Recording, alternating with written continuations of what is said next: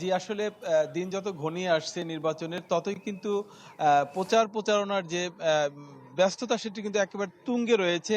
অর্থাৎ ভোর থেকে গভীর রাত পর্যন্ত কিন্তু প্রার্থীদের যে বাড়ি, বাড়ি গণসংযোগ এবং বিভিন্ন উঠান বৈঠক এবং নির্বাচনী জনসভা সব মিলিয়ে কিন্তু প্রার্থীরা খুবই ব্যস্ত সময় পার করছেন। মাদারীপুর জেলায় ৩টি সংসদীয় আসন রয়েছে। এখানে মোট ২৫ জন প্রার্থী প্রতিদ্বন্দ্বিতা করছেন। এর মধ্যে মাদারীপুর ১ আসনে ১০ জন, ২ এ ১০ জন এবং ৩ এ ৫ জন। এই মোট ২৫ জন প্রার্থী প্রতিদ্বন্দ্বিতা করছেন, যেখানে বিএনপি, জামাত, বাংলাদেশ খেলাফত মজলিস, এই ইসলামী আন্দোলন সহ বিভিন্ন দলের প্রার্থীরা রয়েছেন। তারা কিন্তু ভোটারদের দ্বারে দ্বারে যাচ্ছেন এবং ভোট প্রার্থনা করছেন। বিভিন্ন উন্নয়নের যে প্রতিশ্রুতি সেটাও তারা তুলে ধরছেন।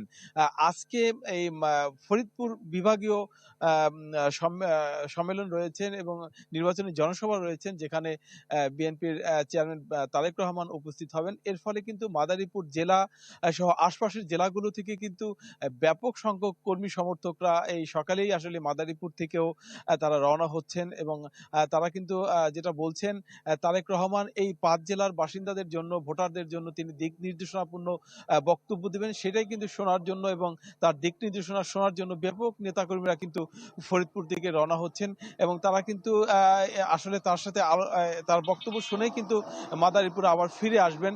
তো এখন পর্যন্ত কিন্তু মাদারীপুরের ৩টি আসনে খুব বড় ধরনের কোনো সহিংসতার ঘটনা আমরা পাইনি। তবে বিএনপির বিভিন্ন সভায় আওয়ামী লীগের নিষিদ্ধ কার্যক্রম নিষিদ্ধ সংগঠন আওয়ামী লীগের নেতাকর্মীরা তারা সংযুক্ত হয়েছেন, এরকম প্রচারণা রয়েছেন এবং এর ফলে কিন্তু ব্যাপক সমালোচনার সৃষ্টি হয়েছে মাদারীপুরে।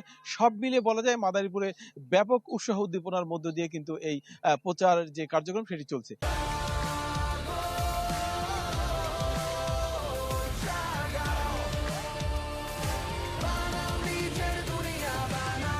সুনামগঞ্জে যত নির্বাচনের সময় ঘনিয়ে আসছে, কিন্তু প্রচার প্রচারণা কিন্তু ব্যাপক বাড়ছে। হাওর অঞ্চলে কিন্তু প্রত্যেকটি আসনেই প্রায় সুনামগঞ্জের ৫টি আসন ২৩ জন প্রার্থী প্রতিদিনই প্রচার প্রচারণা করছেন। সকাল থেকে রাত পর্যন্ত ভোটারদের দ্বারা দ্বারা প্রত্যাশার খবর দিচ্ছেন, প্রত্যাশার যে প্রতিশ্রুতি সেটি দিচ্ছেন। আমরা দেখেছি সুনামগঞ্জের যে বিএনপি প্রার্থী, জামাত প্রার্থী কিংবা স্বতন্ত্র প্রার্থীরা প্রতিদিনই আসলে হাওরের বিভিন্ন অঞ্চলে ভোটারদের দ্বারা দ্বারা প্রতিশ্রুতি করছেন, জনসভা করছেন, লিফলেট বিতরণ করছেন এবং প্রত্যেক দিনই তারা আসলে সমাবেশ করছেন। এবং যেহেতু এখন পর্যন্ত আচরণবিধি লঙ্ঘনের কোনো ধরনের অভিযোগ কিংবা কোনো ধরনের যে যে প্রশাসন কর্তৃপক্ষ থেকে কাউকে জরিমানা করার খবর এখন পর্যন্ত পাইনি।